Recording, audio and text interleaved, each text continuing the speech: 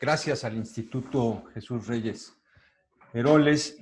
Presidenta Yasmín Tecozautla, mucho gusto saludarte, amiga. Te mando un abrazo y te agradezco que me hayas invitado a dar esta conversación y a conversar también con los amigos, los jóvenes y liderazgos políticos del PRI. Debo decirles que yo me formé en el PRI en mi juventud. Yo fui miembro del Parlamento de la Juventud, miembro fundador en tiempos de Genaro Borrego, cuando era presidente del Comité Ejecutivo Nacional. El presidente de la República era Carlos Salinas de Gortari. Y en aquellos años, que eran años de cambios, se acordarán que, o quizá algunos no lo saben, pero aquí se los cuento, el presidente Salinas sacó el Decálogo del México Nuevo, que no era más que el referente ideológico y yo diría propagandístico de la transformación liberal a la que iba a someter al país y que realmente la consiguió y que permaneció firme durante 30 años. Después llegó López Obrador y ya cambió todo eso y de hecho se trata de eso esta conversación. Pero bueno, en aquellos tiempos había un gran compromiso, como creo que lo hay ahora, del PRI, por formar a sus cuadros. Existía desde luego la Escuela Nacional de Cuadros, existía también la Fundación Cambio 21, que después se convirtió en la Fundación Colosio, pero decirles que era tan importante el Parlamento de la Juventud que el candidato presidencial, Luis Donaldo Colosio, en vida, estuvo en esa tribuna con nosotros y le dio esa importancia a la juventud de su partido. Ya después yo me dediqué profesionalmente a la investigación y a la consultoría y por lo tanto pues dejé de militar en los partidos. Y además estoy muy cómodo así. Espero nunca tener la necesidad de ser candidato a nada, porque me siento más cómodo pudiéndolos criticar y a veces ayudándolos a ganar el poder. Entonces, sin más preámbulo, vamos a conversar con esta conversación y déjenme nada más ver que jale el sistema. Aquí está. Bien, en la antigüedad la lucha por el poder era una lucha muy violenta. En el medievo, pues las estructuras de poder eran verticales, autoritarias, fundamentalmente monárquicas, con estructuras también verticales y autoritarias en los territorios más pequeños, que eran feudos. Habían jefes feudales que en diferentes naciones se les conocían con diferentes nombres, podían ser marqueses, podían ser lo que fuera, cualquier título nobiliario. Es decir, el rey les asignaba territorios, ellos eran los que administraban el poder en esos territorios y le rendían tributo desde luego al rey. Y era una organización que funcionaba. Y también funcionó de una manera muy similar en América prehispánica. Aquí los señoríos, los tlatoanis y en fin, también funcionaban con una estructura muy similar. Y para modificar al jefe político o a esta estructura que detentaba el poder, pues había que ejercer violencia, había que ir a la guerra, y había que derrocarlo y había que constituir un nuevo referente de poder que tuviera la posibilidad de dominar durante algún tiempo. Y así, los periodos de dominación de estas estructuras monolíticas pues eran muy largos y para quitarlos había que hacer la guerra. Y la verdad es que eso no funcionaba. La modernidad, el siglo de las luces, empezó yo creo que en el siglo XVII en Inglaterra, pero se siguió rápidamente por toda Europa, fue lo que dio lugar a la constitución del Estado moderno como lo conocemos hoy, que está en uno de sus pilares sostenido por la idea de que el ciudadano tiene derechos, es un sujeto de derechos y que está incluso por encima del poder del Estado y del poder que temporalmente detentará la autoridad pública. Entonces, esta idea de que transitamos de una sociedad de súbditos a una sociedad de ciudadanos con sujetos de derecho, todavía no resolvía el problema de cómo asignar el poder, cómo competir por el poder y que no fuera violenta esta competencia. Y entonces, a los pensadores políticos de aquellos años, se les fue ocurriendo la idea pues, de conformar un sistema de partidos que representaran los intereses de las oligarquías, porque no hay que llamarlas de otro modo. Las oligarquías son las que están detrás de los partidos políticos. Y estas oligarquías se conjuntan en función de afinidades. Pueden ser afinidades ideológicas, afinidades programáticas, intereses, que finalmente es lo que da lugar a la conformación de los partidos, y estos partidos se sujetan a un marco jurídico. La gran ventaja de este sistema de partidos y de la democracia liberal como la conocemos hoy es que ya no es necesario ir a la guerra para ganar el poder, sino que se establecen las reglas y se puede competir de cuando en cuando, en algunos lugares cada 3, en otros cada 4, en otros cada 6 años, pero de cuando en cuando se puede competir por el poder. Y nadie está totalmente derrotado y nadie gana para siempre o por mucho tiempo el poder, sino que eso está perfectamente establecido. Y de esa manera el conflicto violento se disminuyó y permitió que hubiera estabilidad y orden en las sociedades.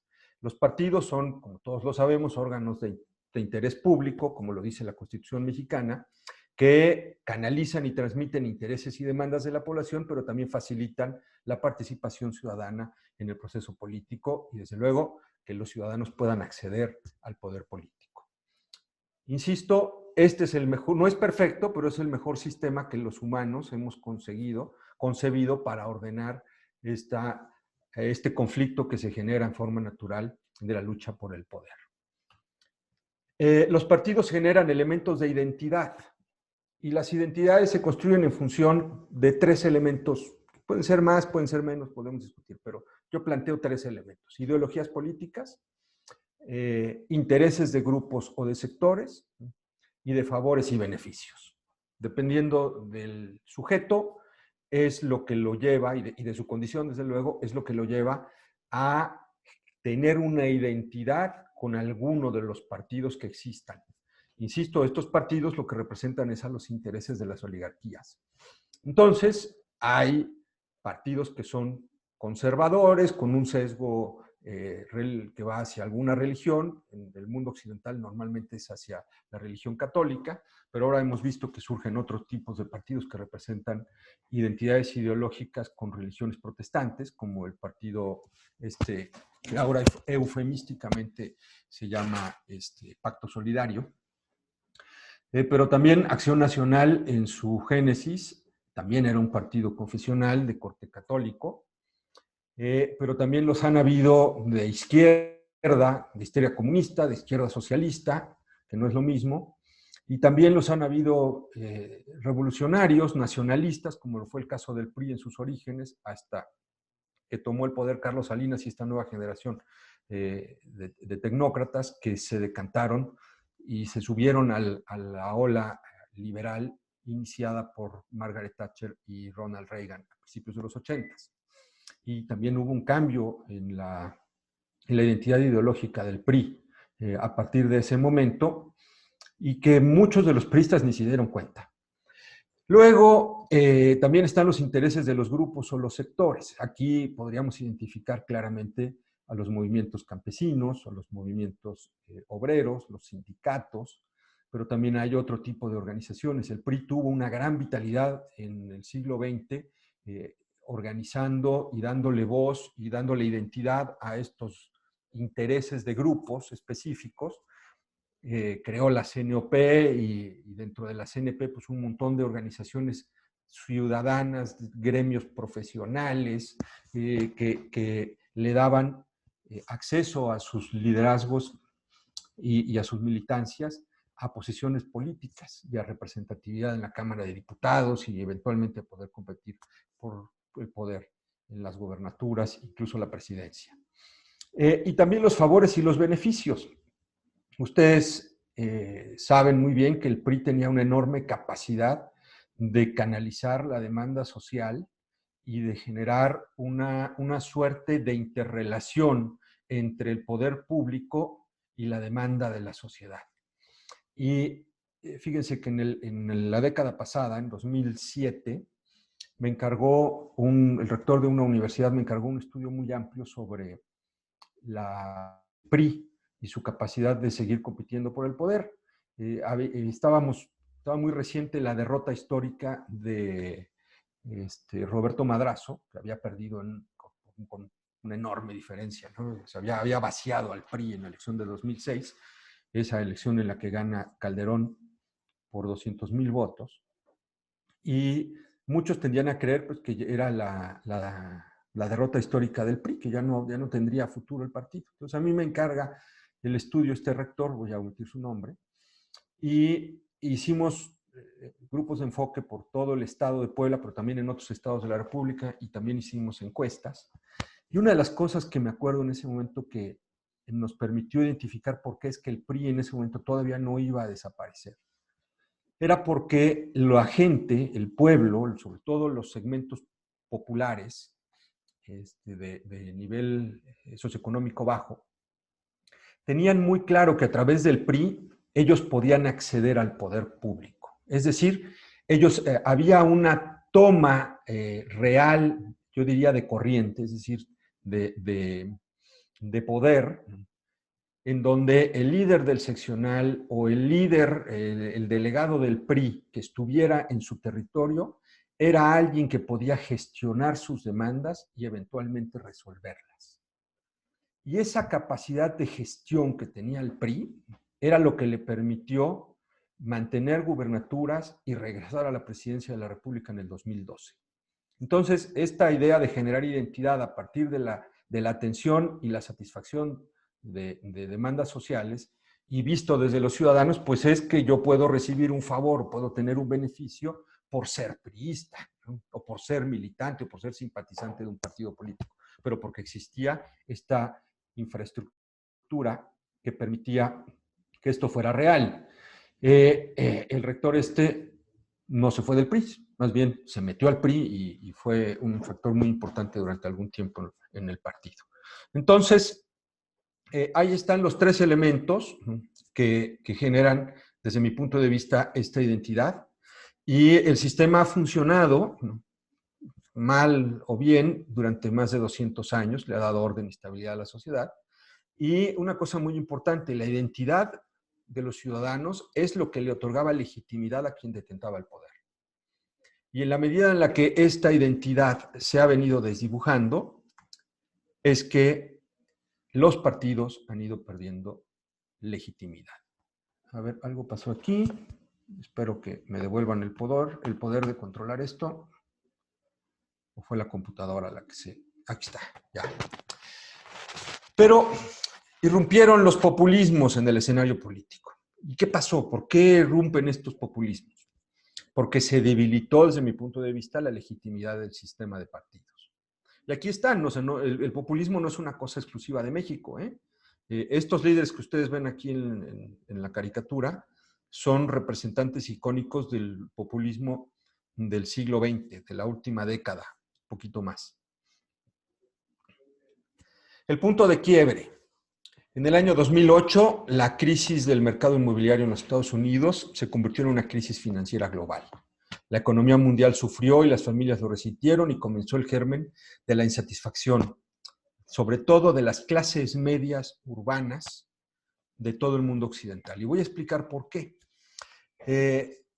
Esta crisis inmobiliaria en los Estados Unidos estaba apalancada por mecanismos financieros en donde se pusieron al servicio de estas personas que estaban prestando para los que compraban bienes inmuebles en los Estados Unidos, estaban poniendo los ahorros del mundo para respaldar estos créditos otorgados. Y no había límites, no hubo límites en la asignación de estos créditos y le estaban prestando a gente que no podía pagar. Y lo más importante es que esta demanda hizo que creciera, que se aumentara el precio de las casas, de los edificios, de los departamentos en los Estados Unidos, muy por encima de su valor de mercado real, y entonces crearon esta burbuja y le siguieron prestando a gente para que comprara bienes inmuebles sobrevaluados, gente que no podía pagar, y llegó un momento en el que dejó de pagar, y entonces pues, la bomba de jabón se explotó, y no solamente jaló al sistema financiero norteamericano, sino que una parte del sistema financiero mundial había apostado por estos bonos o estos instrumentos que se habían colocado en el mercado, apalancándolos, y entonces se generó una crisis global. ¿Y qué hicieron los gobiernos en ese momento? Pues actuaron de una manera práctica, dijeron, bueno, pues necesitamos salvar al sistema financiero porque si no lo hacemos, vamos a generar una crisis de pago y entonces no solamente no le vamos a poder pagar a los bancos los créditos, sino tampoco le vamos a poder pagar a los ahorradores su dinero depositado. Un poco lo que pasó con el Fobapro aquí en tiempos de Cedillo. Entonces, los gobiernos empezaron a hacerse cargo con recursos fiscales de las deudas de los bancos. ¿Y cómo interpretaron las clases medias esta decisión? Pues lo interpretan como un maridaje, como una alianza, como una respuesta del gobierno, de los gobiernos, de la democracia liberal, en términos abstractos, con los grupos de poder financiero y no con los intereses de los ciudadanos a los que deberían de representar. Y entonces empezó el germen de la insatisfacción. Claro, no tenían opciones los gobiernos en ese momento. Muchos autores han dicho que sí, que pudieron haberle metido dinero a pagar las deudas de los ahorradores, pero no, digo, de los deudores, pero no hubiera sido, creo yo, desde mi punto de vista, sostenible. Y hubiera sido mucho más lenta la recuperación y habría habido quiebras mayores de bancos y sí se hubiera generado una crisis del tamaño de la que ocurrió en Argentina a principios del siglo XX, cuando el famoso corralito. Y les platico, podían los argentinos, un argentino tener $100,000 depositados en su cuenta bancaria, pero solamente le dejaban sacar 3,000. ¿Y por qué? Pues porque no había dinero para pagar los ahorros y todo el mundo quería salir corriendo con su dinero del país y lo que hicieron fue ponerles el corralito. Y esa crisis generó que nadie quisiera meterle $1 a Argentina durante muchísimos años. De hecho, hubo un momento en el que se burlaba el mundo, bueno, los economistas se burlaban de Argentina porque decían que valía más la deuda de Argentina que todos los activos de los argentinos. O sea, era un asunto verdaderamente grave. Y eso pudo haber pasado como consecuencia de la crisis del 2008, que se gestionó mal desde mi punto de vista en términos de comunicación y que logró que estos liderazgos populistas que siempre han existido, o sea, López Obrador no nació en el 2008, nació antes, y estos líderes han estado mucho tiempo antes en el mundo, pero que se crea este momento populista, así le llaman los teóricos, gracias a la crisis financiera del 2008. Y además se pudo acelerar esta insatisfacción gracias a las redes sociales. Voy a avanzar. Nada más aquí vale la pena recordar que la alternativa al capitalismo, la alternativa al sistema económico como lo conocemos en el mundo ya no es el socialismo. El socialismo fue derrotado en los 80s y como tal creo que no tiene posibilidades en la historia de regresar a aspirar en forma legítima por el poder. Entonces, lo que le quedaba a la gente de izquierda, pero también a la gente de derecha, era buscar alternativas para hacerse del poder dentro del sistema democrático de partidos. Y esta solución para ellos fue el populismo. Y ahorita les voy a explicar cómo se come esto. Ok, ¿qué dice la teoría sobre el populismo? Hay un argentino que ya se murió y ojalá se esté cocinando a fuego lento, Ernesto Laclau, y su esposa, que es de origen belga, todavía está viva, Chantal Mouffe. Ellos crearon esta teoría del populismo moderno. El populismo, digo, desde luego ha existido desde mucho antes, pero se le asocia con la entrega de recursos públicos a grupos sociales que los necesitan y como estrategia de control político. Y sí, está bien esa definición, pero lo que hace Ernesto Laclau es ampliarla y es constituirla en una estrategia para acceder al poder. Y yo diría es una estrategia que hackeó al sistema político de partidos y permitió que estos liderazgos que siempre habían sido como menospreciados por ser extravagantes y por ser disruptivos, ¿no? Pues no tenían lugar en el sistema estable de la democracia liberal, en donde las oligarquías tenían pues más o menos controlado quién entraba y quién no entraba a competir por el poder. Y lo que hace Ernesto Laclau es invitar a su matriz teórica unificada a muchísimas corrientes de pensamiento. O sea, está Carl Schmitt, que es el teórico del nacionalsocialismo de Hitler en la Alemania de los 30 del siglo pasado, Está pues, el psicoanalismo Sigmund Freud, está Jacques Lacan, que es también un psicoanalista, discípulo de Freud, Robert Dahl, ¿no? Que es un politólogo, filósofo de la escuela de Harvard, y muchos otros. Y lo que hace es crear esta matriz teórica unificada y establece una serie de elementos para que se pudiera hackear el sistema democrático de partidos. Y la base del populismo es concebir al pueblo como un actor político. ¿Y cómo se logra constituir al pueblo como un actor político? Bueno, aquí están los 4 elementos más importantes. Voy a irme un poco a un aspecto teórico, pero quien le interesen estos temas creo que le puede servir para entender por qué es que han sido tan exitosos estos populismos en los últimos 10 o 15 años y eventualmente cómo derrotarlos también. Ok, el elemento principal es la centralidad del líder. O sea, ya no es el partido, ya no es la ideología, ya no es aquello que generaba identidad, ¿no?, en torno, ¿no?, a una institución, sino es la figura carismática del líder político.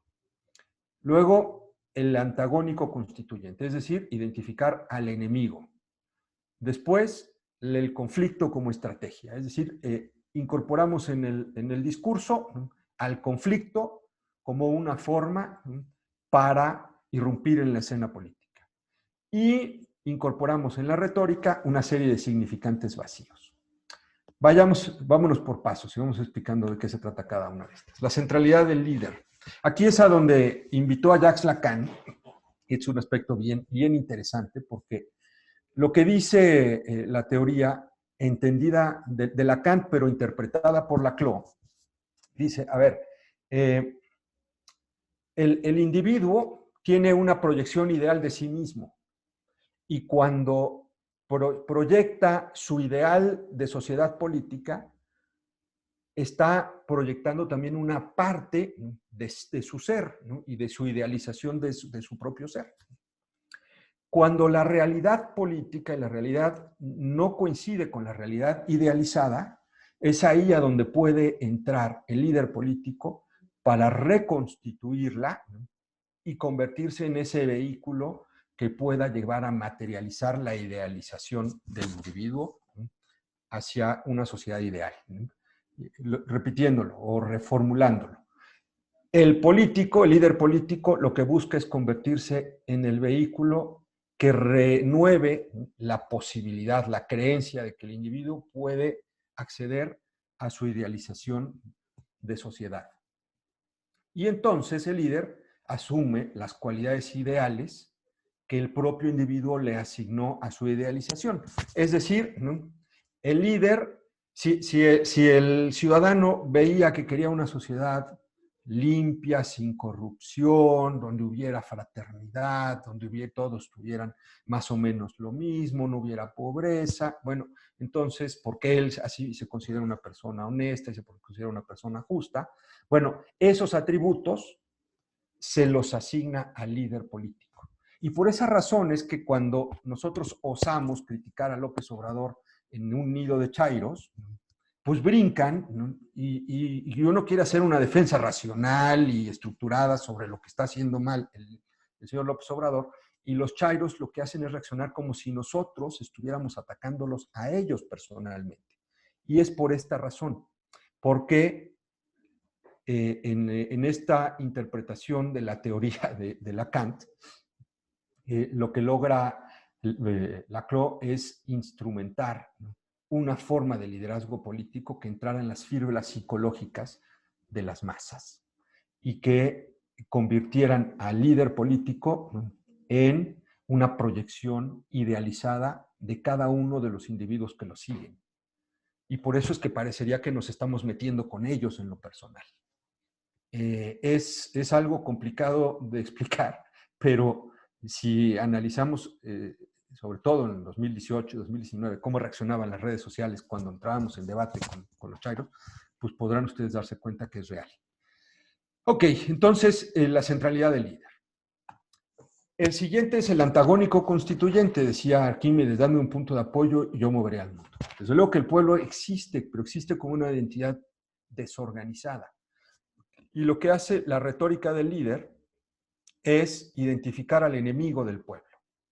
Y cuando identifica al enemigo, entonces lo que hace es que una parte de esta sociedad desorganizada y desarticulada se nuclea en torno de la idea de que hay que derribar, que hay que vencer, que hay que atacar a ese enemigo. Y entonces hay dos tipos de enemigos que se colocan simbólicamente. El enemigo que está arriba, el que es el poderoso, el que son las élites, el que tiene dinero, el que controla el poder. Y entonces la lucha del pueblo es hacia la izquierda ideológica y es por mayor igualdad, por condiciones de mayor justicia, ¿no? Y es cuando se constituye un populismo de izquierda. Pero también puede ser un enemigo de fuera, ¿no? Un extranjero, un extraño. Dice el himno nacional, el extraño enemigo. Bueno, entonces lo que logra el discurso, la retórica del líder populista es conformar a este pueblo para luchar por conservar privilegios de grupo y el movimiento se dará hacia la derecha. Lo que hizo Trump, por ejemplo, cuando dijo que los mexicanos éramos violadores y que íbamos a asaltar y tal, o cuando dijo que había que tenerle miedo a los musulmanes y que había que cerrar las fronteras al mundo árabe y tal, porque iban a regresar y iban a entrar y iban a infiltrar la sociedad norteamericana y iban a generar desmanes ahí. Tal. Lo que hizo fue nuclear a una parte de la sociedad norteamericana en torno a esta idea de rechazar a los de fuera.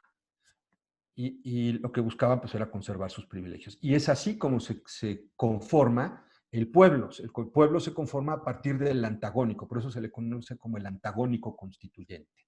Este es el segundo elemento. El tercero son los significantes vacíos. Fíjense, es un truco bien interesante.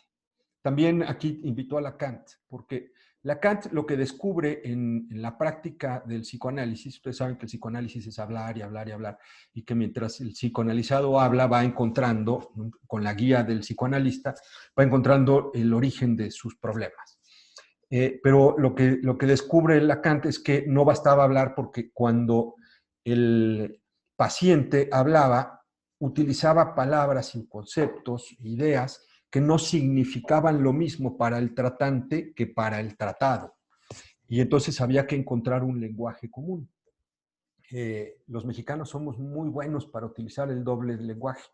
O sea, nosotros sí entendemos o utilizamos de manera natural esta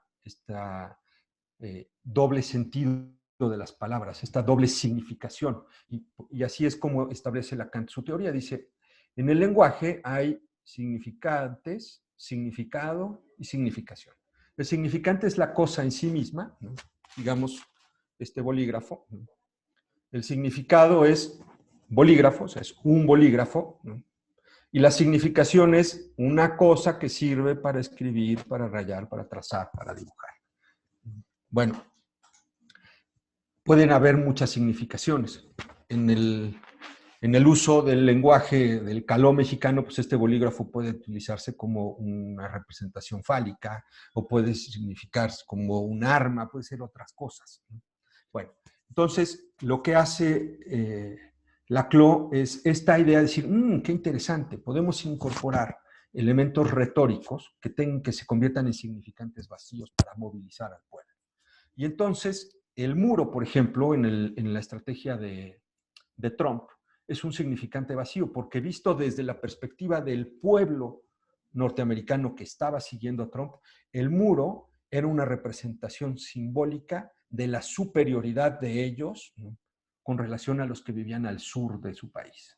Era una representación simbólica de sus miedos, de la necesidad que ellos tenían de sentirse protegidos y libres del asedio al que estaban psicológicamente sometidos, ¿no?, por la posibilidad de que entraran los terroristas y los narcotraficantes y los violadores de nuestras mujeres y los asaltantes que venían de México.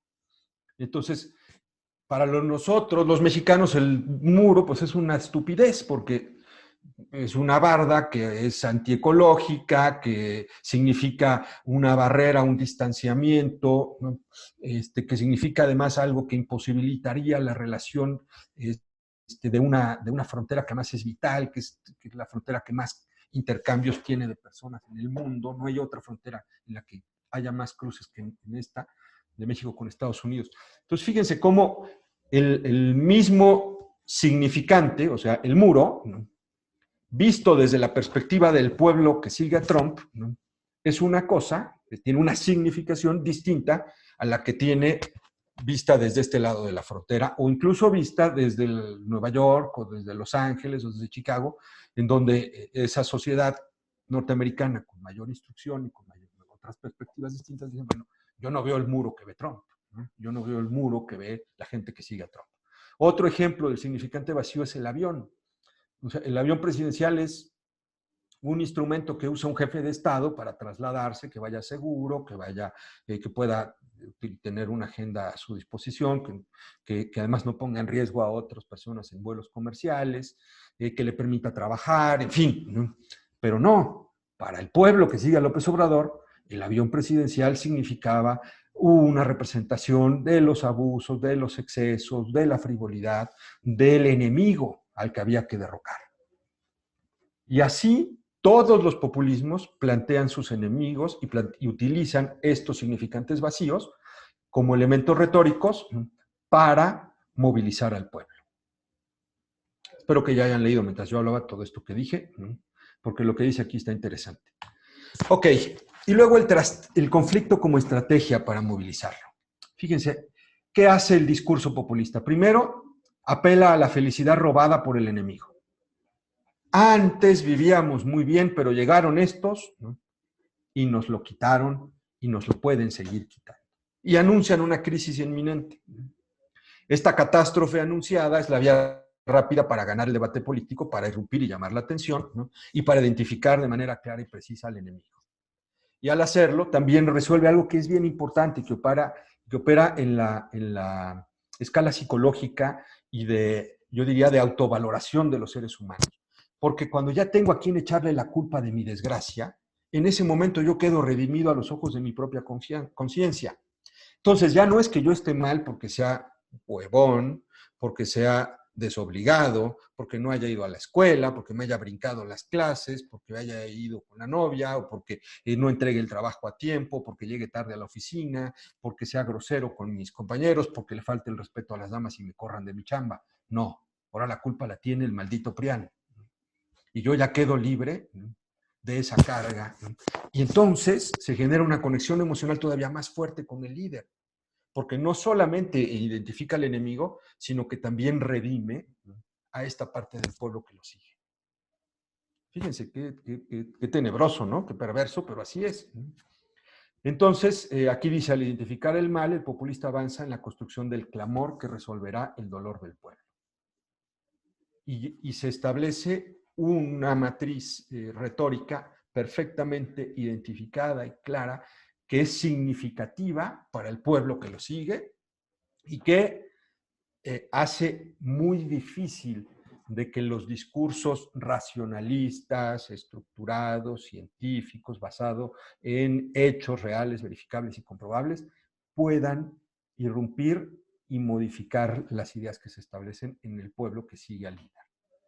Porque hay otros elementos emocionales y psicológicos que operan, digamos, en la parte irracional del individuo, ¿no?, que no permiten que la racionalidad pueda rivalizar. Y entonces, por eso es que son tan poderosos. Hoy mismo, una parte de la sociedad norteamericana que sigue a Donald Trump cree fervientemente que hubo fraude. Imagínense nada, en las elecciones de los Estados Unidos. ¿Por qué? Porque está establecida esta matriz retórica, está perfectamente engarzado el liderazgo de Trump, ¿no?, con su base. Ok, en resumen, ¿qué es el populismo? En primer lugar, digamos, es un pueblo movilizado, ¿no?, pero también es una forma de regenerar el vínculo político entre el pueblo y los gobernantes. Acuérdense que esta pérdida de legitimidad es lo que abre el espacio para que estos líderes puedan irrumpan en el escenario y sean escuchados. Siempre han existido, o sea, los populistas no es una inversión del siglo XX, ¿no? O sea, digamos que el más importante y más destructor de todos fue Hitler en la década de los 30 y la sociedad de la posguerra, después del enorme traumatismo que ocasionó el conflicto bélico, pues rechazaba este tipo de expresiones políticas, pero siempre han estado, y en algunos lugares lograron hacerse del poder, pero no hubo un momento populista a escala global hasta después de la década de los 80, del 2008, después de la crisis de 2008. Y sí, o sea, estos liderazgos con esta táctica que ya les acabo de describir, revitalizaron el vínculo político entre el pueblo y los gobernantes. Pero también es un estilo de hacer política, o sea, es un estilo de comunicación, es una forma de dirigirse a las bases. Desde luego que muchos de los que estamos formados en otra tradición política, pues rechazamos esas expresiones y esas formas de comunicación. O sea, la mañanera no es para mí. O sea, yo me meto a bañar oyendo la mañanera y me estoy poniendo el champú, ya me dan ganas de vomitar. Por lo tanto, no la oigo, ¿no? Y también el populismo es una estrategia, y además hemos visto una estrategia muy eficaz. Aquí arriba tenemos a Boris Johnson, que llegó al poder también con una estrategia populista, y su primer gran contribución a la historia del mundo fue el Brexit. Él es el líder que estuvo detrás del Brexit y que también fue una estrategia populista para derribar la relación del Reino Unido con la Comunidad Económica Europea. Pero también el señor Chávez utilizó estas mismas tácticas y las sigue utilizando su heredero Maduro. Ok, los factores desencadenantes del populismo en el siglo XXI son en términos generales dos. El enemigo de fuera, que puede ser simbolizado como el migrante, y el enemigo de dentro, que puede ser simbolizado como la corrupción, los abusos, los privilegios de los de arriba, que están dentro de la sociedad. Entonces, ahí están los dos elementos que son los que constituyen a los dos tipos de enemigos posibles.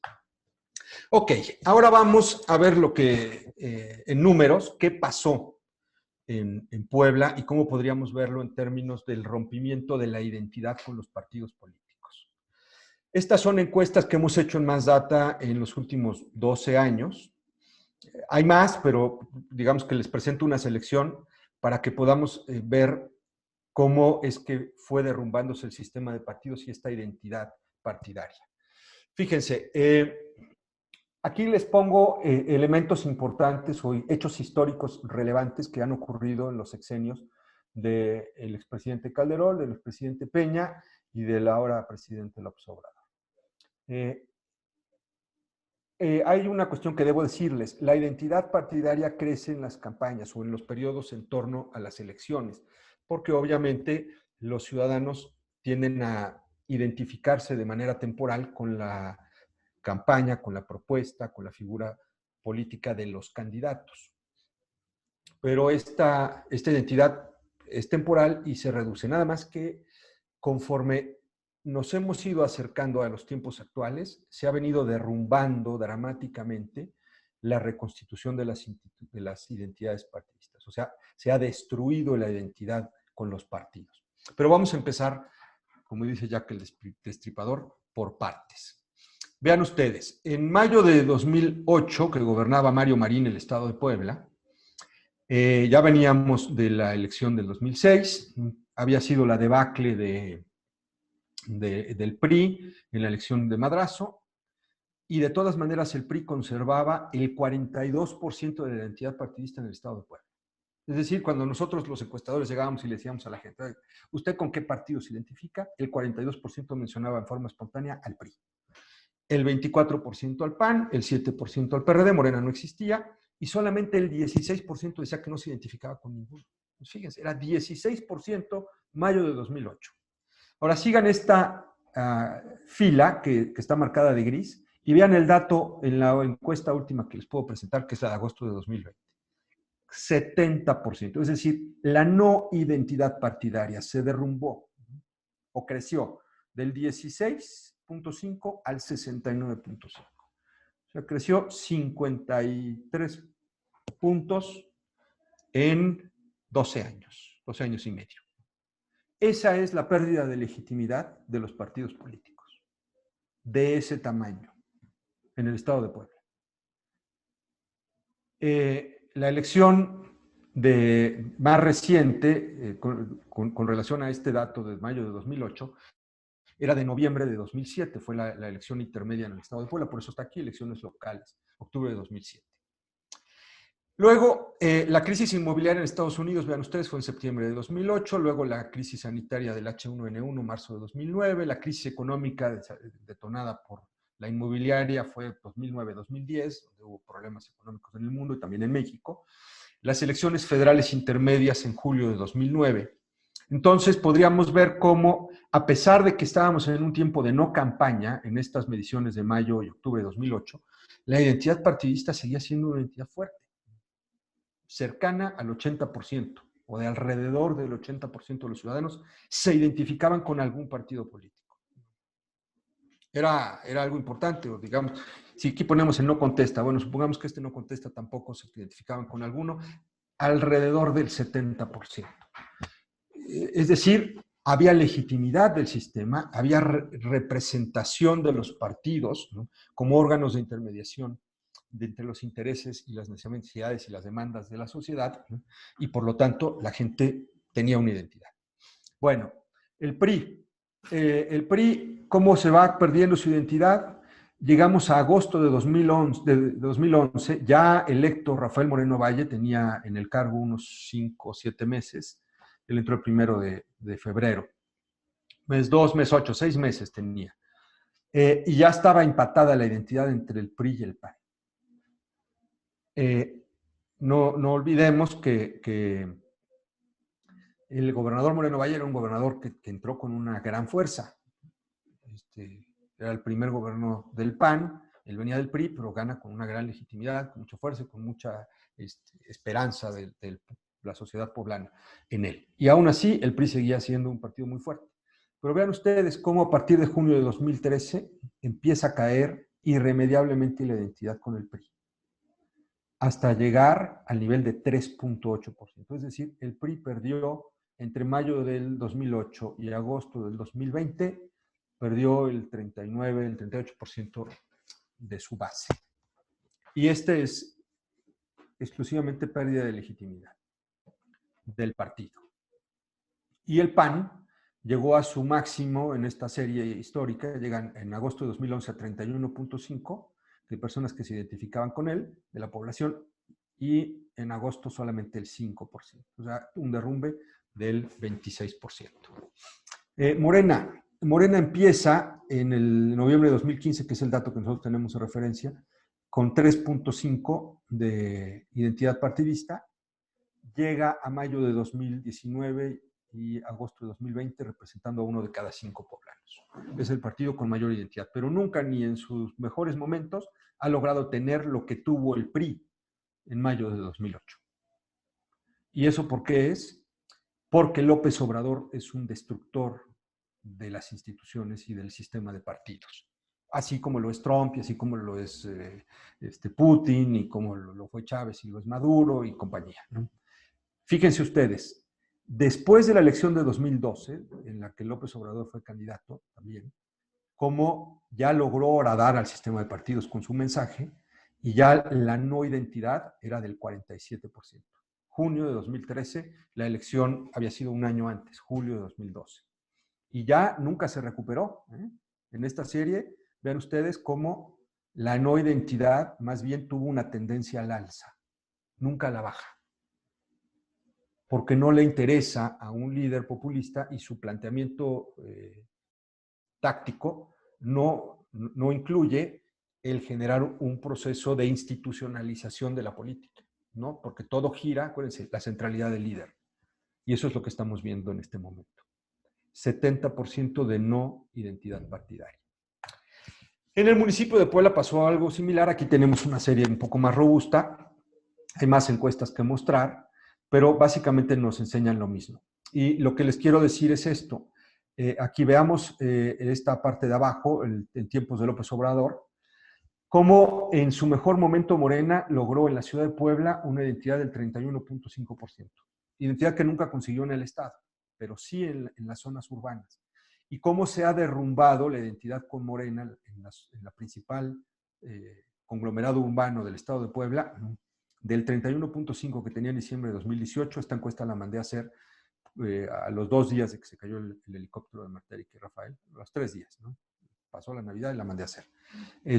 Y eso nos marcó. Y ahora, septiembre de 2020, tiene 14%. Entonces, no es que Morena sea una aplanadora y una gran maravilla y genere una gran simpatía y una gran adhesión. Es decir, no es que Morena genere legitimidad política. Y esto es algo que tenemos que tener bien presente. El problema es que ninguno de los otros tampoco lo genera. O sea, vean lo que tiene el PRI en la ciudad y vean lo que tiene el PAN. O sea, incluso la no identidad es mucho más grande en el municipio de Puebla de lo que es en el conjunto del estado. Estamos en 76%. Ok. Este es el problema en el que estamos. A mí me gusta mucho leer a este señor Zygmunt Bauman, su tesis y su legado teórico para el mundo ronda en torno a la idea de lo líquido. El libro icónico de Bauman, que murió en 2016, es La modernidad líquida. Por favor, a quien le gusten estas cosas, léalo. Y si les gusta mucho, pues sigan leyendo toda la serie. Este libro en particular se llama La maldad líquida. Y cierra con esta idea, dice: lo que permanece oculto tras el mundo de la acción política y las acrobacias mentales de la élite, combinado con el fanatismo de las masas, es el hecho de que los conflictos de baja intensidad pueden cambiar la lógica de la guerra y la paz hasta extremos considerables. En otras palabras, el conflicto de baja intensidad es lo que logra que el líder logra estimular el fanatismo de las masas, ¿no? Y rivalizar con el poder de las élites. Eso es lo que significa y eso es lo que estamos viviendo hoy. Ahora sí, estoy abierto a sus preguntas. Muchísimas gracias, maestro Pepe. Le agradezco. Pues, son cosas reflexivas para pasar a la sesión de preguntas y respuestas. Hice acá algunas pequeñas anotaciones en el sentido de la no identidad partidaria se derrumbó. ¿Qué están trabajando los partidos políticos para su identidad? O sea, viéndolo en un lapso de 12 años, se cayó rotundamente. Lo puedo resumir para más entendible, como en el sentido de que de cada 10 votantes, solo 3 tenemos identidad partidista, ¿no? En el mejor de los casos. En el mejor de los casos, ¿no? Y de esos 3 se distribuyen en otros partidos políticos, ¿no? Entonces sí, esto pasa la concepción y el compromiso de que los partidos políticos dejan de ser un instrumento de cambio social y de cambio político, ¿no? Y pasa más hacia los ciudadanos. Pero bueno, lo importante es interactuar con nuestros amigos. En la anterior ponencia habíamos dicho quién iba a levantar la mano. Ya levantaron la mano un poquito tarde. Acá nada más que me digan en los comentarios si Adela Carolina va a querer hacer la pregunta para que la volvamos panelista y pueda hacer mejor la pregunta. Pero me voy con los comentarios, maestro. Hay muchos comentarios agradeciendo las reflexiones que usted está haciendo. Y María del Rosario Imazú Ordóñez, que de seguro ha de ser mi prima por ahí perdida, dice: López Obrador es el chapulín mayor, partido que llegó, lo descontinuó, incluso a Morena. Con los nuevos partidos los usa y los desecha. Por la razón que ya expliqué. Razón que explicó. Por la centralidad del líder. Porque a él no le interesa construir instituciones, a él le interesa destruirlas para que él sea el eje articulador. El liderazgo del líder, la centralidad del líder de toda la sociedad. Perfecto. Y tenemos una en el mensaje privado que tenemos acá. Nos dice Maritza Mena, que le mandamos un saludo a Maritza. ¿Cómo contrarrestar el fanatismo ante esta pérdida de institucionalidad de la política? Reconstituyendo los elementos de la identidad. Acuérdense que son 3, ¿no? Son grupales o gremiales, o sea, son intereses, hay que representar intereses.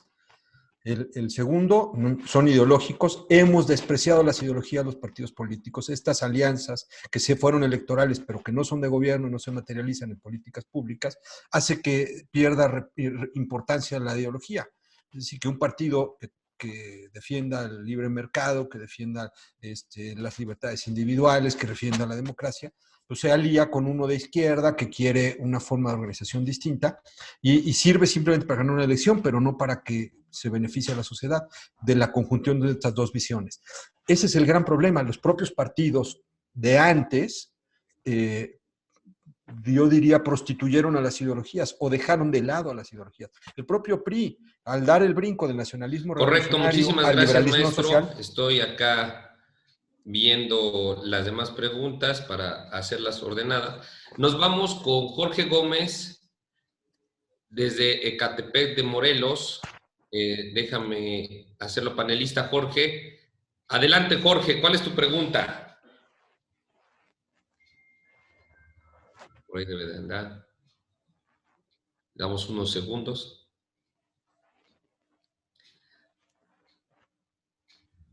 Jorge Gómez, te escuchamos, hermano. Listo, muchas gracias. Buenas tardes. Buenas tardes. Toda esta explicación me ha parecido sumamente interesante, pero francamente tengo este problema para entenderlo por completo. Tal parece que todo lo que se ha mencionado en cuanto a no le interesa generar una filiación partidista, o sea, parece que todo está diseñado para el cortoplacismo. Esto es, a mí, con todos los conceptos que se vertieron, tomo mis notas, movilizar al pueblo, utilizar esos recursos psicológicos y esos sesgos para que la gente se autocompadezca, se autojustifique, etcétera, etcétera, me parece que no tiene la menor intención de trascendencia real. Vamos, ahí es donde yo no termino de comprender el concepto. Tal parece que es temporal, llego, hago, deshago, me doy gusto, por decirlo de alguna manera, y parece que no proyecta una visión a futuro esta clase de diseños populistas como se ha mencionado. Espero la pregunta sea relevante, pero créanme que me inquieta un poco porque no le veo pies en cuanto a su prospección de trascendencia. Jorge, tienes toda la razón, Jorge. Es así. El movimiento tiene vitalidad mientras el líder la tiene. Por eso la ansiedad de Donald Trump de hackear al sistema y de tratar de hacerse y quedarse en el poder como sea. Y por eso lo que está haciendo López Obrador de tomar por asalto a las instituciones y someter al INE, someter al Tribunal Electoral Federal, someter a los partidos políticos y mantener a la clase política de oposición chantajeada y a raya. O sea, hoy mismo en el estado de Puebla los presidentes municipales de todos los partidos de oposición están siendo chantajeados con su cuenta pública y obligados a ser candidatos o a ser funcionales a los intereses del gobernador. Y así mismo a nivel nacional. Así está pasando, porque a ellos lo que les interesa es el poder en el corto plazo, no les interesa la trascendencia ni la construcción de instituciones. Gracias. Gracias.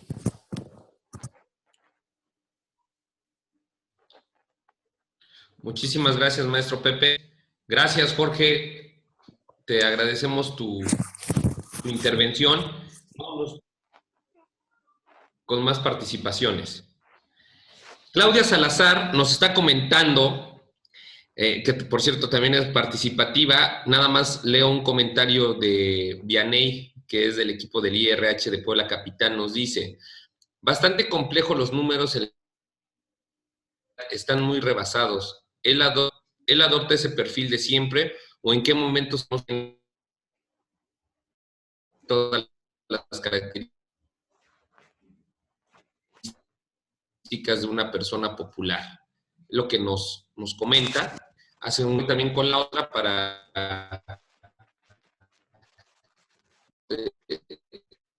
enlazarla con lo que de ser un gobierno militarizado. Bueno, ¿y qué podemos hacer? Es lo que nos pregunta. A ver, voy a leerla porque se cortó. Tu señal no está muy bien. Miguel dice, él adopta este perfil de siempre, o en qué momento sabemos en que todas las características de una persona popular. Bueno, mejor entrémosle a la segunda parte, el gobierno militarizado.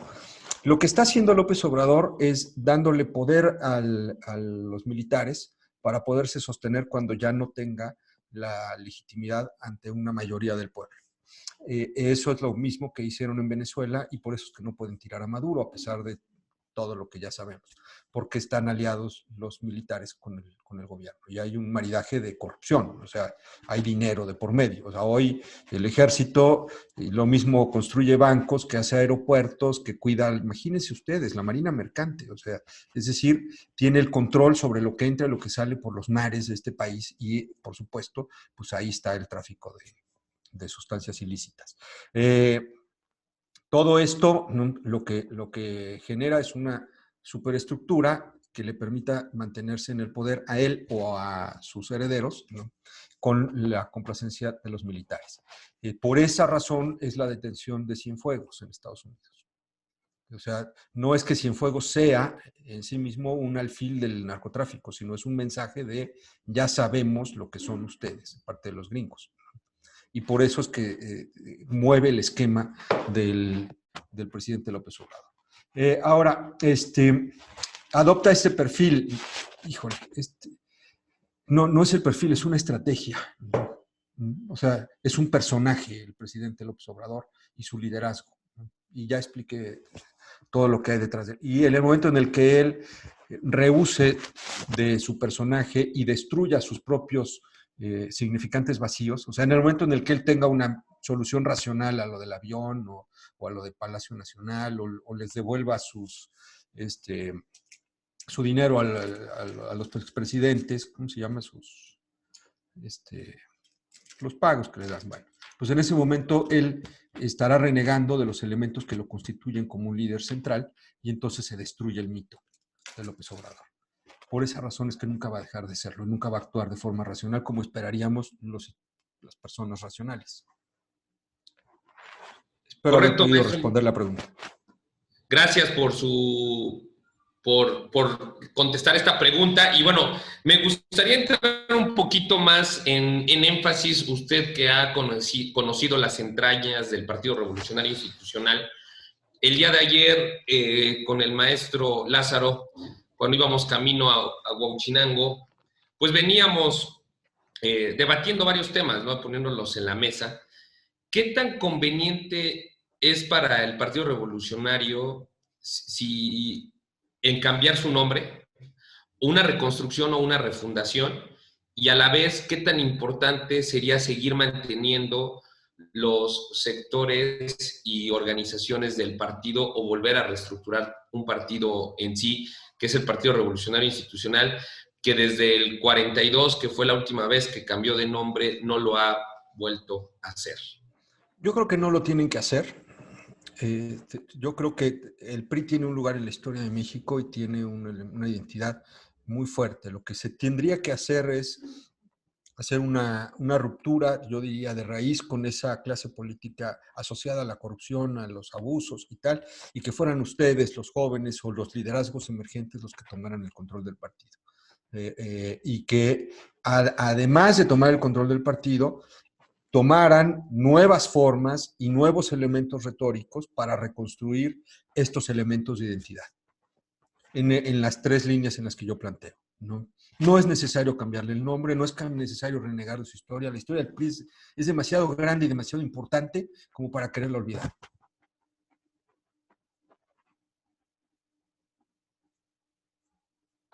Me dejó sin palabras, maestro. No esperaba esa respuesta. Y bueno, y continuamos con las preguntas porque ya empezaron a interactuar un poquito más. Nos comentan cómo contrarrestar el populismo que le hace tanto daño al país. Revitalizando los elementos de identidad y dándole resultados a la gente y volviendo a ser el partido que intermediaba entre el poder, ¿no?, y las demandas de la sociedad. Porque todavía el PRI es gobierno en muchos municipios y es muy poderoso y muy potente en muchos municipios. pero tienen que invertir en reconstituir y revitalizar estas estructuras de base, los comités seccionales, los comités municipales, y que haya una conexión entre el gobierno y la base del partido.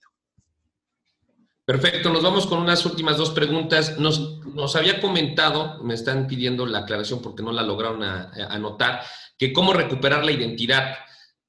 Mencionó que eran 3 elementos grupales, ideológicos. ¿Cuál era el A tercero? ver, si quieren pongo la lámina para que, Sí, así que para que no inventemos, ¿no? sí. Aquí está. Y ya después la quitamos para seguir disfrutando de la conversación con usted. Aquí está. Ideologías políticas. O sea, hay que tener una matriz ideológica, hay que defender algo. O sea, no podemos caer en la vacuidad, ¿no? O esta forma líquida en la que el propio presidente de la República aborda los problemas. Un día tiene una visión de izquierda, otro día tiene una visión neoliberal, otro día es conservador, de corte religioso, ¿no? En fin, hay que tener una definición, ¿no?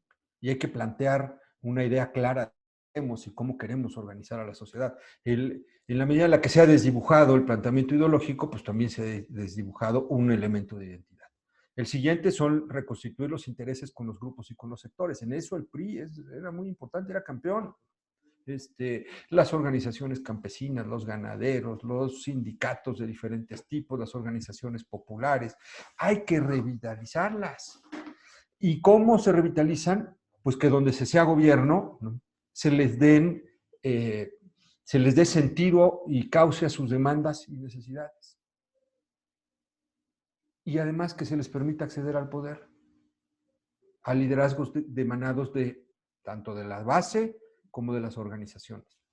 El problema, yo se lo planteé a Luis Donaldo, fíjense, cuando yo estaba en la universidad, tenía 18, 19 años, nos invitó Luis Donaldo como a 20 estudiantes que estábamos en la Ciudad de México, previo a la 14ª Asamblea del PRI, él era presidente del Comité Ejecutivo Nacional, un lunes en la tarde, me acuerdo que nos hablaron domingo.